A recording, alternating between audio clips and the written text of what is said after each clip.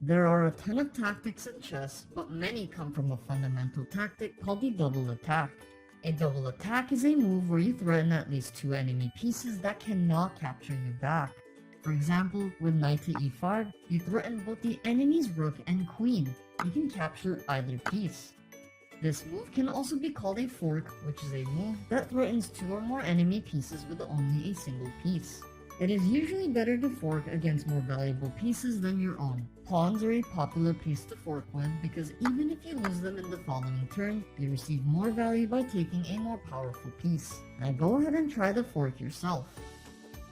One of the most powerful tactics in chess is called a discovered attack. If you move one piece and it reveals an attack for another one of your pieces, then you have the discovered attack.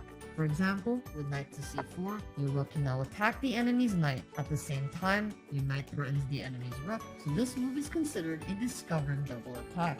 If you move a piece and it reveals another piece that threatens the enemy's king, then that is a discovered check. Usually, discovered checks rely on a vulnerable king, and discovered attacks rely on undefended pieces. But overall, the discovered attack and discovered check can appear as a surprise, creating multiple threats with any piece at any time. Now go ahead and try the discovered attack and check yourself.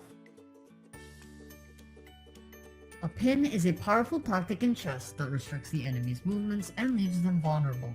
If you make a move to attack an enemy piece and the enemy piece blocks a more valuable piece from being attacked, then you have a pin. For example, with bishop to g4, the enemy knight is stuck to protect the queen from being attacked. This is also called a relative pin because it is not illegal to move the knight, although it will result in losing a more valuable piece. On the other hand, an absolute pin fully prevents a piece from moving because it would otherwise lead to a check.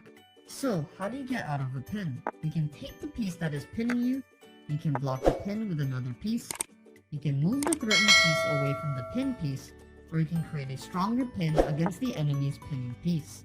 Now go ahead and try the pin yourself. The opposite of a pin is the skewer tactic, which can force a valuable enemy piece to move so that you can capture their other pieces. If you move to attack an enemy piece, and that enemy piece moves to expose an equal or less valuable piece for capture, then you have a skewer. For example, with bishop to c3, the enemy rook is threatened and moves, allowing you to take their knight with the skewer.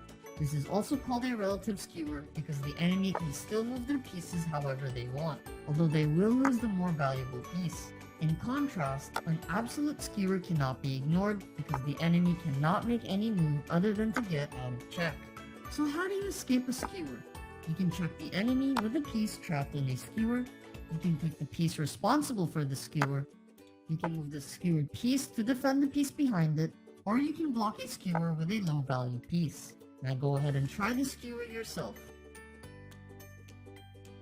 A decoy is a clever tactic that can help you launch a powerful attack. If you lure an enemy piece into a square that brings them to a disadvantage, you have a decoy. For example, with bishop to e5, the enemy's queen takes but moves into a bad square. With knight to c6, you fork the enemy's king and queen, eventually ending in queen's capture. Generally, you should lure an enemy by sacrificing lesser valued pieces, but you can sacrifice higher valued pieces to force a king or queen into capture. Meanwhile, deflection is a tactic that forces a piece away from an important square to make another move possible. For example, with bishop to e7, the enemy's king is tempted to capture your piece, but leaves an important defensive position that leaves the queen vulnerable to attack. You can use deflections to deliver checkmates, to take valuable pieces, and to promote pawns. Now go ahead and try the decoy and deflection yourself. Pieces in chess are often defended by another, so to remove the defender means to capture the defending piece or the piece protecting an important square. For example, with bishop to c5, you take the enemy knight that defends the queen while checking the king, allowing you to capture their queen.